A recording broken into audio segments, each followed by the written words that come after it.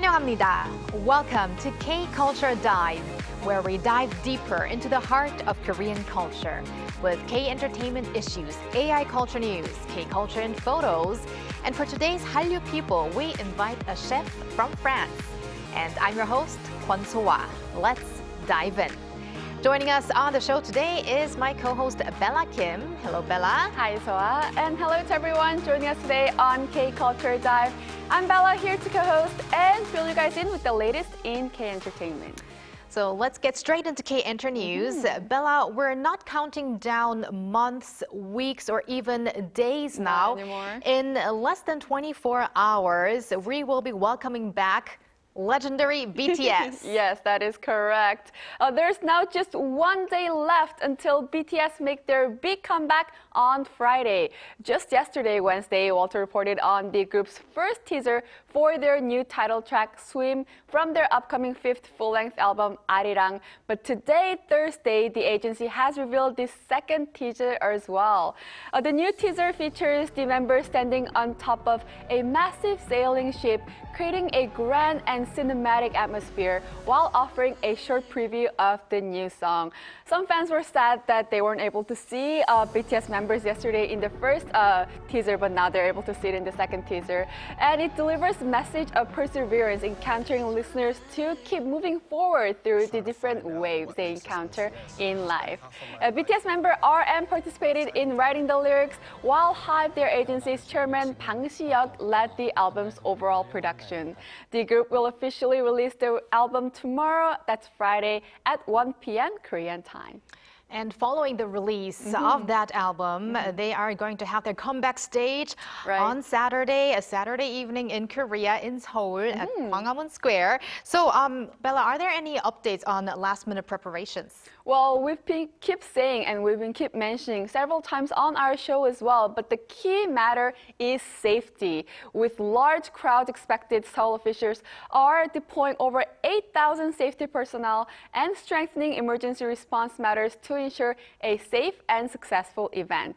In addition, the city of Seoul is launching a large-scale project to celebrate the BTS comeback, featuring media facades at landmarks like Sunglaemun Gate and YTN Seoul Tower, along with a drone show at Duksum Hangang Park.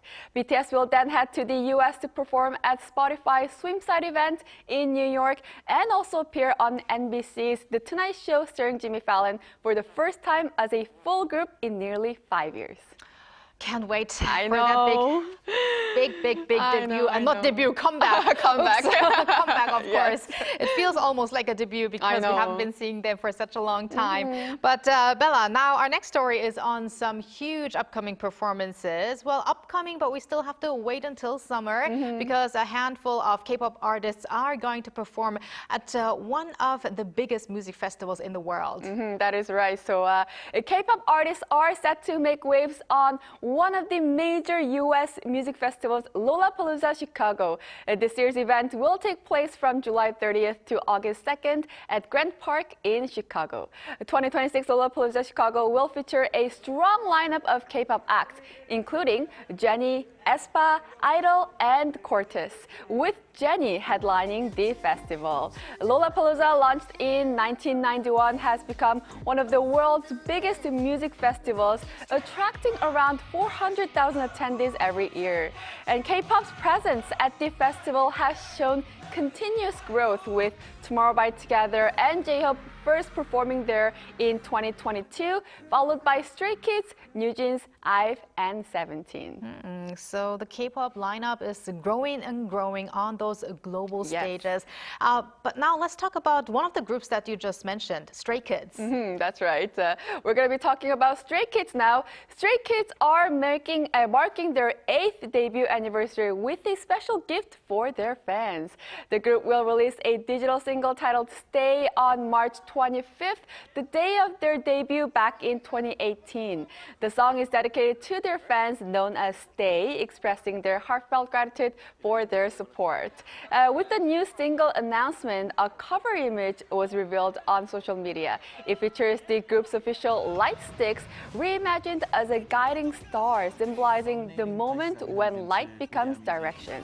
And notably, the members themselves took part in the design, adding a personal and also emotional touch as well.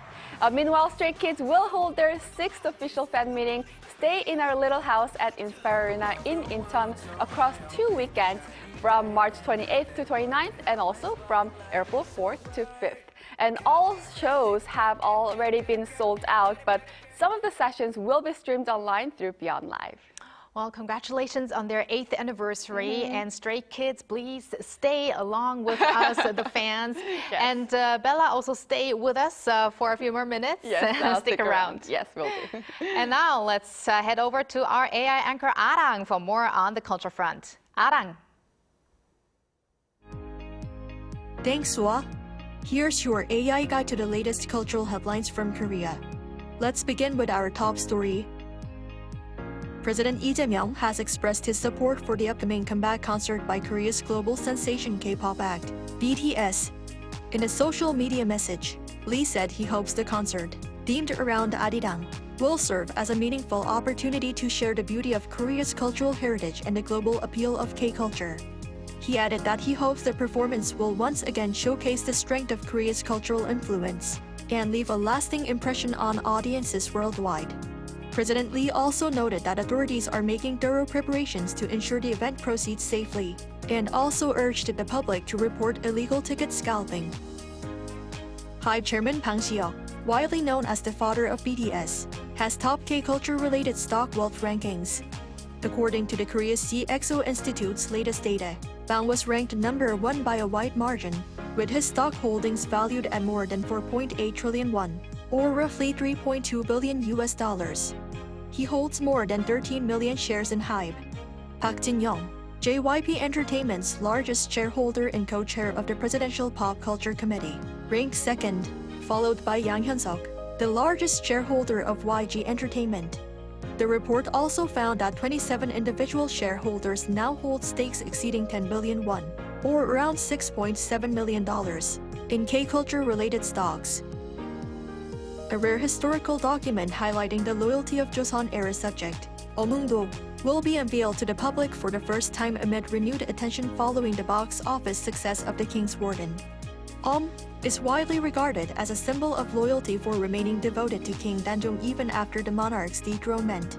The National Library of Korea is set to begin displaying the 1733 Gwanghwamun, an official government-issued document, starting next Tuesday. Issued under King Yeongjo's order centuries after death, the document honors loyalty and grants exemptions from military and labor duties to 6th-generation descendant, Cheol-up, and others. That's all from me. Turning now to a quick look at more K-culture stories making headlines today.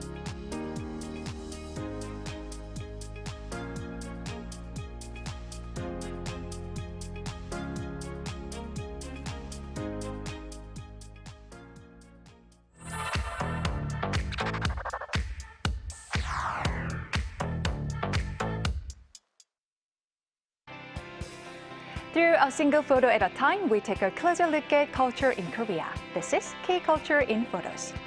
Let's start with today's keyword, 광장. It means a public square, a place where people gather similar to what we call a square or plaza in English. And one of the most famous squares in Korea is right here, Gwanghwamun Plaza in the heart of Seoul. Normally, these wide open spaces where people stroll, relax, and take in historic landmarks, including the statue of Admiral Lee Sun-shin, one of Korea's most celebrated heroes. But right now, something extraordinary is happening here. Construction crews are racing to build a massive stage, and road closure signs are appearing across the area. The entire plaza is transforming. Look up at the surrounding buildings. Giant advertisements are going up, and one name keeps appearing everywhere, and that is BTS. The global K-pop phenomenon is preparing for major comeback performance right here, turning this historic square into a stage watched by fans around the world. It shows that a public square can become something much bigger, a place where history, culture, and global pop music collide. Now take a look at the scene. The plaza in front of Gwanghwamun Palace is completely packed, not with tourists, but with runners. This is the 2026 Seoul Marathon, one of Korea's biggest running events. Despite a light spring rain, about 40,000 runners took part, with participants from around the world and runners of all ages ranging from teenagers to those in their 70s. Some people came in fancy dress. Some couples getting married soon ran the race wearing a veil and a bow tie. Others ran with their children in strollers, turning the marathon into a family event. For these youngest participants, the race was less about running and more about enjoying the ride. There were even runners celebrating personal milestones, like a Moroccan participant wearing a hanbok to mark his upcoming Korean citizenship, or people who participated to overcome physical disabilities. Moments like these show how a marathon isn't just a race, it's a celebration of community in motion. If you visit Seoul, you might notice rows of bright green bikes called 따르니. It's the city's public bike system, allowing people to rent a bicycle almost anywhere and return it at stations across the city. Programs like this are now spreading nationwide, from Seoul to cities like Jeonju and Siheung, and the idea is simple: encourage healthier lifestyles while reducing carbon emissions. And some cities are going even further. In Gyeonggi-do Province, a new solar-powered bike path has been built with panels installed above the cycling lane. The panels generate electricity while also providing shade for riders. It's a creative example of how transportation, renewable energy, and everyday life can come together on two wheels. Finally, let's talk about a dessert that's suddenly everywhere online: butter rice cake, or 버터떡 in Korean. Scroll through Korean social media these days and you'll see countless photos of this golden, chewy snack. Butter rice cake is inspired by a traditional Shanghai dessert made with glutinous rice flour. In Korea, the recipe often adds butter, milk, and tapioca starch, creating a texture that's crispy on the outside and chewy inside. The trend has spread quickly on platforms like Instagram, where thousands of posts now feature different versions of the dessert. Some bakeries even serve it with condensed milk for dipping, others shape it like a tiny madeleine, while some keep it round like a classic rice cake. But trends like this can move quickly. Today, it's butter rice cake. Tomorrow, it might be something completely new. With the power of social media, a simple snack can turn into a nationwide craze almost overnight. So now, from busy city squares to the latest food crazes, these moments keep shaping Korea's vibrant culture.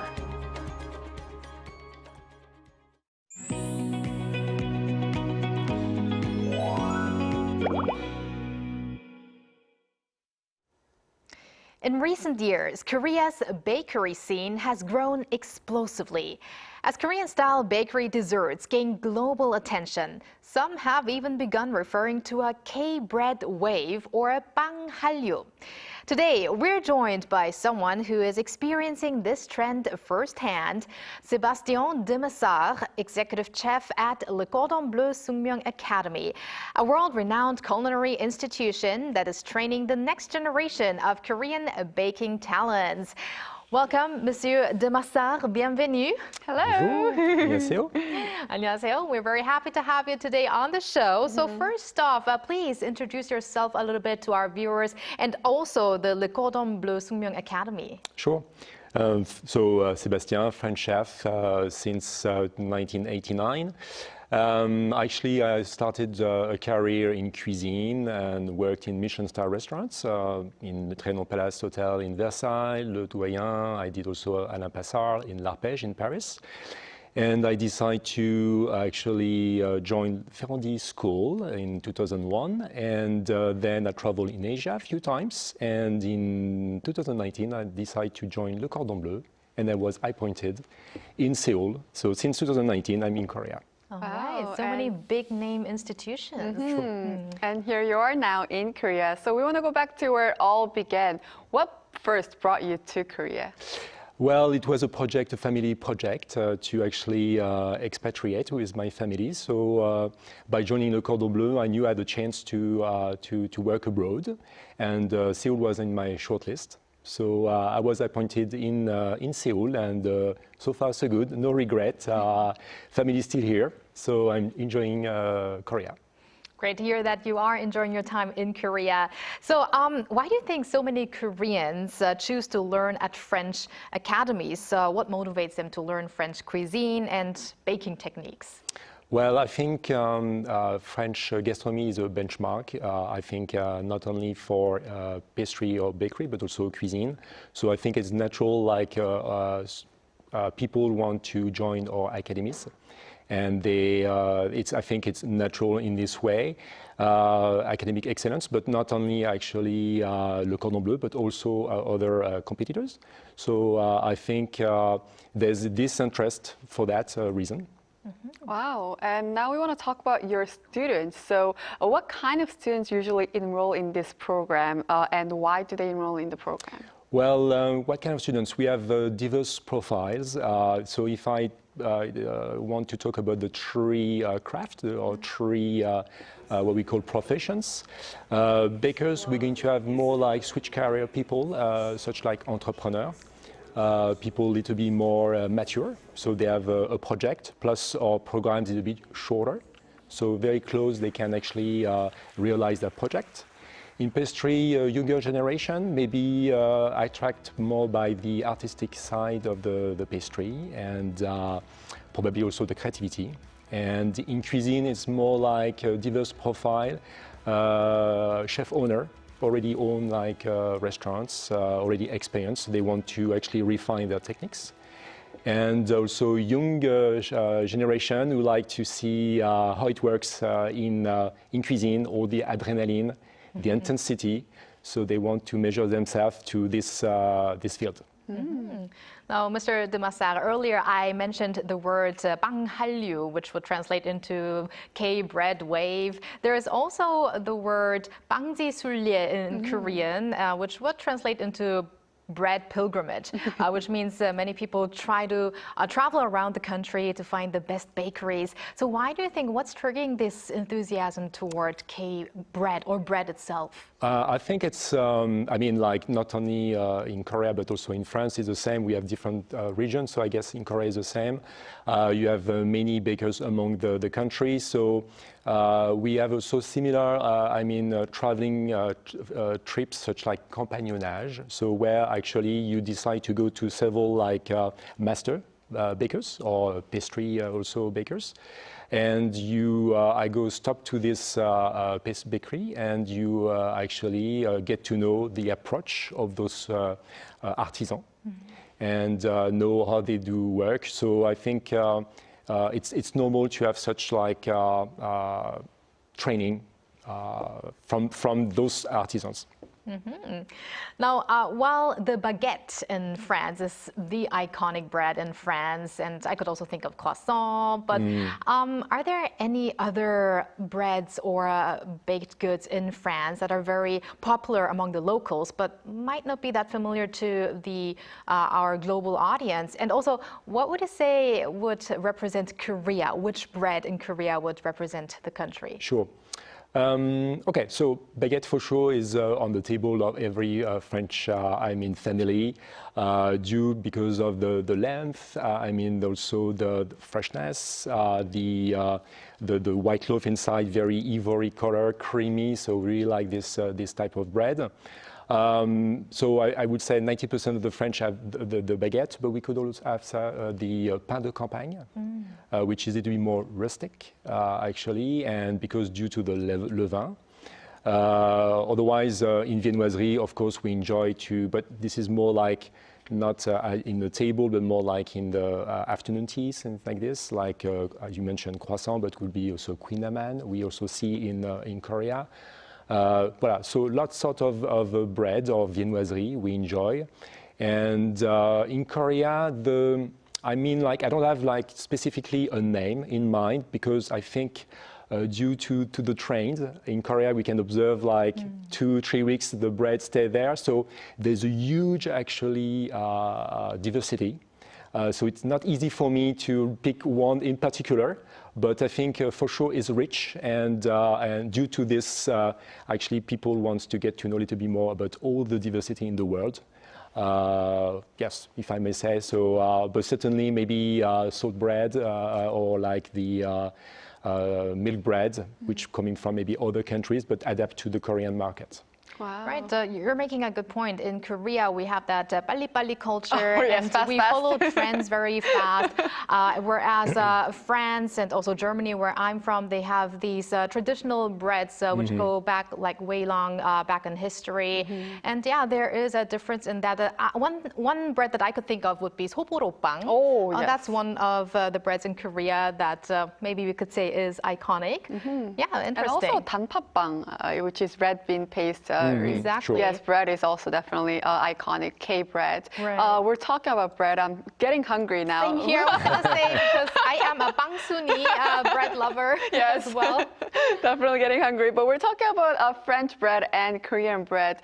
In your opinion, what kind of synergy is emerging as a traditional French baking techniques while it meets the Korean creativity and also adaptation as well? Sure, we can observe that. I mean, like when I go to the bakeries, we can say, oh, this is like a little bit French based. Right. So certainly the method, I mean, like the method, the deep fermentation process taken from the French bakers is adapted into the market. And then I think Korean are adapting to the local ingredients or the local also needs, because what makes you produce is also your clients, so needs. So I think they try to match in between the foundation, so they get from the French baking, and also the product and the needs, and also what people want. So with that, they make actually like creative bread. And I think, yes, it's actually rich to see it into the display. Wow. And as love for bread is growing and growing, more students are actually pursuing in baking and this pastry art these days, definitely. And as educators yourself, have you noticed any kind of new trends or characteristics recently? Sure. By preparing this broadcasting, I was actually thinking about it. And for sure, they're coming because, of course, of the academic excellence of Le Cordon Bleu, but also not only other schools, also other competitors are also good on that. I think from now on, they're looking for, of course, the foundation, the diploma, but also they see, like, especially the young generation, the chef, I'm talking the chef in general, for all the people working in this field, they're looking for there's a kind of stylification of actually of profession. So they see it not only like a profession for the craft, but also as a platform where they could expand themselves as an influencer. And maybe for the clients, but also maybe why not online on the social medias. I see. Now, with so many new types of bread coming out these days, what do you think is the most important thing as a great baker? Would it be some technical skills, or I don't know, what do you think? Well, I think it's a mix of everything, your own identity, your personality, of course. As educator, of course, I'm going to promote education and, of course, academy. So this is where you're going to build your house, actually, if I may say, your career. So without that strong foundation, you cannot actually solidify the rest. So your identity, your actually foundation, and maybe, yes, creativity also will help to develop your mark, your brand. Which means a little bit of storytelling might also help. Absolutely, behind. So maybe where you're from, where you study, where you travel may help. Also, I can see as a foreigner in Korea, there's a lot of binationals also. So maybe now we're going to have new people like with double culture. So we are talking also nowadays about third cooking cuisine. So people living in a different country where they're from and they develop their own style. All right, and finally, would you have a message for aspiring bakers in Korea who would like to not only spread their own bread, but also Korean culture through those baked goods? Sure. I mean, you're what you are, so you're Korean, so it's magic. As we said, it's a strong passport to travel everywhere in the world, so please travel, first of all. Of course, I'm going to promote Europe because I'm European, French, but European. So please go to Europe, for instance, because it's diverse, a lot of countries and a lot of different cultures. So you mentioned you went to Germany. Yeah. So I think it's a good example. And certainly, I repeat also myself, foundation, good academic training and meeting people. So go to those artisans, those masters who are going to teach you the right way to do. Be patient also, and I'm sure it's going to be successful. All right. Thank you very much for sharing your story today and for those tips as well, Monsieur de Massard. And we look forward to more also collaboration between Korea and France when it comes to the culinary front, especially while this year marks the 140th anniversary of diplomatic ties between the two countries as well. So very meaningful talk today with you. Thank you very much. Thank you very much, both of you. Merci. And merci beaucoup, Bella. We're going to see you back here soon as well. Yes, I'll see you back very soon. Thanks for watching and your interest in everything K-culture. Please tune in again tomorrow, 2 p.m. Korea time. Keep diving.